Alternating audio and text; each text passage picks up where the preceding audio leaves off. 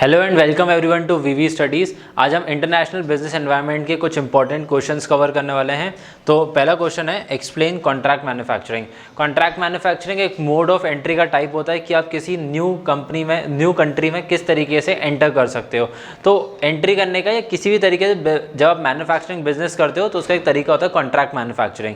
ज़रूरी नहीं है कि वो आप इंटरनेशनल बिजनेस में भी करो, वो आप डोमेस्टिक बिजनेस में भी कर सकते हो। जैसे क्या होता है, जैसे आज मेरे को एक मैन्युफैक्चरिंग बिजनेस स्टार्ट करना है, बट मेरे को उसकी सिर्फ मार्केटिंग करनी है, मेरे को उसको बेचना है, मेरे को बनाना नहीं है, या फिर मेरे पास वो टेक्नोलॉजी नहीं है जिससे मैं बना पाऊँ, या फिर किसी और के पास है मुझसे बेहतर टेक्नोलॉजी है। और आप सभी को पता है कि मैन्युफैक्चरिंग करने में बहुत ज़्यादा पैसा लगता है, तो उसके लिए हम करते हैं कॉन्ट्रैक्ट मैन्युफैक्चरिंग। मतलब बेसिकली हम एक लॉट का मतलब हमें अपना एक प्रोजेक्ट का एक कॉन्ट्रैक्ट दे देते हैं किसी XYZ कंपनी को, जो कि एक फॉरेन कंपनी होती है, और वो फॉरेन कंपनी हमें वो प्रोडक्ट बनाकर फिर भेज देती है। This is known as contract manufacturing. Generally जो फार्मास्यूटिकल कंपनीज होती हैं वो कॉन्ट्रैक्ट मैन्युफैक्चरिंग कराती हैं, टेक्सटाइल इंडस्ट्रीज कॉन्ट्रैक्ट मैन्युफैक्चरिंग कराती है। इंडिया में बहुत सारे जैसे मेट्रोज हो गए, रेलवेज हो गए, इंफ्रास्ट्रक्चर हो गया, इसके बहुत सारे कॉन्ट्रैक्ट मैन्युफैक्चरिंग के प्रोजेक्ट्स दिए जाते हैं। आपने डिफेंस में देखा होगा कि जो एयरक्राफ्ट वगैरह होते हैं, जो बोइंग वगैरह के आपने सुना होगा काफ़ी बार टर्म्स, तो वो सब कहाँ बनते हैं? बाहर की कंट्रीज में बनते हैं। हम दूसरी कंट्रीज को कॉन्ट्रैक्ट मैन्युफैक्चरिंग का ऑर्डर देते हैं, जिसके बेसिस पे वो प्रोडक्ट बन के फिर वो इंडिया में आते हैं। और सेम वैसे बहुत सारी कंपनी जो कि इंडिया को ऑर्डर्स देती हैं और इंडिया कॉन्ट्रैक्ट मैन्युफैक्चरिंग करके वो दूसरी कंट्रीज में सेल आउट करते हैं। नेक्स्ट है describe external factors that affect international business. ऐसे क्या क्या फैक्टर्स हो सकते हैं जिससे आपके इंटरनेशनल बिजनेस को इंपैक्ट आ सकता है, बट हम मैक्रो एनवायरनमेंट की बारे में बात कर रहे हैं, एक्सटर्नल फैक्टर्स की बात कर रहे हैं। इंटरनली भी कुछ फैक्टर्स होते हैं जो कि आपकी कंपनी को इम्पैक्ट करते हैं, but what are the external factors? तो एक्सटर्नल फैक्टर्स में आ सकते हैं आपकी कंट्री का डेमोग्राफी आ सकती है। डेमोग्राफी में क्या आ जाता है कि वहाँ पे जेंडर रेशो क्या है, वहाँ पे एज डिफरेंस क्या है लोगों का, वहाँ पे एजुकेशनल बैकग्राउंड क्या है लोगों का, तो ये डेमोग्राफी में आ जाएगा। सेकेंड आपका आता है ज्योग्राफी, कि जिस कंट्री में आप जा रहे हो वहाँ की ज्योग्राफी कैसी है, वहाँ पे टेरेन कैसा है, वहाँ पे इंफ्रास्ट्रक्चर कैसा है, वहाँ पे ठंडी गर्मी बरसात कैसे होती है, या क्या मौसम रहता है, क्या पैटर्न रहता है क्लाइमेट का, वो सब आप आपके ज्योग्राफी में अंडरस्टैंड करते हो।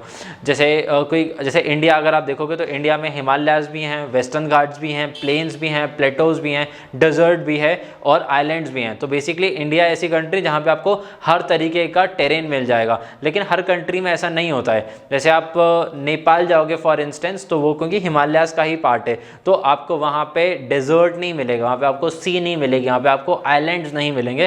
तो इस तरीके से हर कंट्री का एक अलग तरीके का ज्योग्राफी होती है।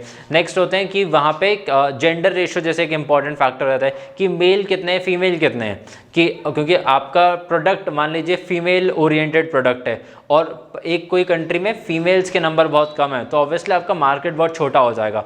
सिमिलरली आपका प्रोडक्ट जो है वो 10 से 20 साल के बच्चों को टारगेट करता है, और किसी कंट्री में यंग एज पॉपुलेशन बहुत कम है, ओल्ड एज पॉपुलेशन बहुत ज़्यादा है, तो ऑब्वियसली आप वहाँ पे भी इस प्रोडक्ट को टारगेट नहीं करोगे। देन कम्स इकोनॉमिक फैक्टर, कि जिस कंट्री में आप जा रहे हो वहाँ की GDP क्या है, ओवरऑल कंट्री की मैक्रो इकोनॉमिक्स क्या है, प्लस आप उस कंट्री का पर कैपिटा इनकम भी समझते हो कि इंडिविजुअली लोगों के पास कितना पैसा है। बिकॉज जब फाइनली लोगों के पास पैसा होगा, जब इंडिविजुअल्स के पास पैसा होगा, तभी तो वो उसको एक्सपेंडिचर में कन्वर्ट करेंगे और आपका प्रोडक्ट या सर्विस को वो परचेज करेंगे। Next question is right a short note on IMF is international monetary funds. इसका मेन ऑब्जेक्टिव क्या होता है कि जब वर्ल्ड वॉर 2 खत्म हुआ था तो वर्ल्ड बैंक और IMF बनाए गए थे, जिनका मेन और सोल पर्पस था कि वो IBRD का काम करें। मतलब बेसिकली जो कंट्रीज इम्पैक्ट हुई हैं वर्ल्ड बैंक से, कि मोस्टली कंट्रीज इम्पैक्ट हुई थी, तो उनको वो लोन देने का काम करता था ताकि वो अपने डेवलपमेंट के ऊपर फोकस कर पाएँ, अपना इंफ्रास्ट्रक्चर बना पाएँ। आज भी बहुत सारी कंट्रीज़ हैं जब वो इकोनॉमिक टर्मोइल में चली जाती हैं, जैसे कि करंट स्टेट में पाकिस्तान हो गया, म्यांमार हो गया, श्रीलंका हो गया, बांग्लादेश हो गया, ये सब इकोनॉमिक टर्मोइल से जा रहे हैं, तो इन सबको IMF से बेल आउट पैकेज लेने की ज़रूरत पड़ रही है, उनसे पैसे लेने की ज़रूरत पड़ रही है ताकि वो अपनी कंट्री की इकोनॉमी को को सस्टेन कर पाएँ। जैसे सेम तरीके से इंडिया भी बहुत बार IMF के पास जा चुका है। जैसे आपने बिगेस्ट एग्जांपल पढ़ा होगा, जब 1992 क्राइसिस आए थे तो 1990 से 1992 तक जब इंडिया में इकोनॉमिक टर्मोइल चला था तो उस टाइम पे भी इंडिया ने IMF से बेल आउट पैकेज लिए थे। तो ऐसे बहुत सारे कंट्रीज़ हैं, ऑलमोस्ट दुनिया की हर कंट्री है जो कि IMF से पैसा ले चुकी है ताकि वो अपने इंफ्रास्ट्रक्चर या फिर अपने इकोनॉमी में स्टेबिलिटी ला सके। And next question is to what are trade barriers. तो अब ट्रेड बैरियर्स क्या होते हैं? जब आप किसी दूसरी कंट्री में जाके बिजनेस करते हैं तो हो सकता है कि वो कंट्री आपके ऊपर कुछ बैरियर्स लगा दे।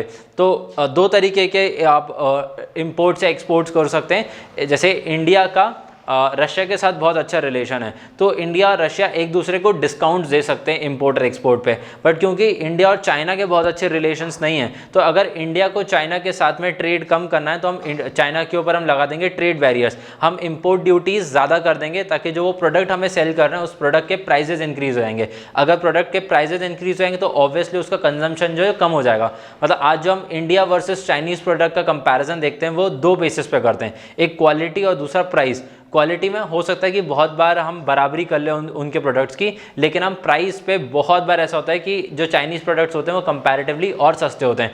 जैसे इंडिया में टॉय मार्केट जो है वो बहुत बड़ा मार्केट कैप्चर किया हुआ है चाइनीज़ कंपनी में। स्मार्टफोन की जो हम बात करेंगे तो वो भी चाइनीज़ कंपनी ने टेक ओवर करके रखा है। तो वो क्यों कर पाएँ? बिकॉज वो सस्ते प्रोडक्ट बनाते हैं और वो क्वालिटी भी रीजनेबल क्वालिटी दे पाते हैं at a cheaper price. Last is explain joint venture. ये भी एक मोड ऑफ एंट्री का तरीका होता है। जब आपको किसी नई कंट्री में आके बिजनेस करना है तो आप उस कंट्री के किसी बड़े प्लेयर के साथ में एक जॉइंट वेंचर करते हो ताकि आप साथ में मिलकर बिजनेस कर पाओ। जैसे कि एक एक्स कंपनी है जिसका जो पेरेंट कंपनी है वो मैन्युफैक्चरिंग बहुत अच्छी कर पाती है। अब उसको है ना इंडिया में आके बिजनेस करना है, तो इंडिया में वो कोई वाई कंपनी पकड़ेगी जिसको ना मार्केटिंग करना आता हो। तो एक्स वाला क्या करेगा? मैन्युफैक्चरिंग करके अपने प्रोडक्ट को बेचेगा और जो वाई जो डोमेस्टिक कंपनी है वो उसकी मार्केटिंग करेगी, उसको बेचने का काम करेगी। तो दोनों की एक्सपर्टीज अलग अलग हैं। दोनों ने अपने एसेट्स को मिला लिए, एसेट्स एंड लायबिलिटीज को मिला के एक जॉइंट वेंचर कर लिया कि अब जो इंडिया में बिजनेस है वो दोनों साथ में मिलकर बिजनेस करेंगे। अब वो साथ में मिलकर जब बिजनेस करते हैं मोर ओवर उनका ऑलमोस्ट अप्रॉक्सीमेटली उनका 50% शेयर होता है, बट एट टाइम्स वो डाइल्यूट करके और कम शेयर बेसिस पे भी आ सकते हैं। वो डिपेंड करता है कि कौन कितनी एक्सपर्टीज लेकर आ रहा है टेबल पे और किसकी कितनी ज़्यादा इंपॉर्टेंस है, मैन्युफैक्चरिंग की, मार्केटिंग की या फिर किसी और थर्ड फैक्टर की भी हो सकती है। So these are the 5 most important question जो कि आपके एग्जाम्स में आ सकते हैं। आप इनकी इंडिविजुअल वीडियोज़ को भी गो थ्रू कर सकते हैं। Thank you for watching the video.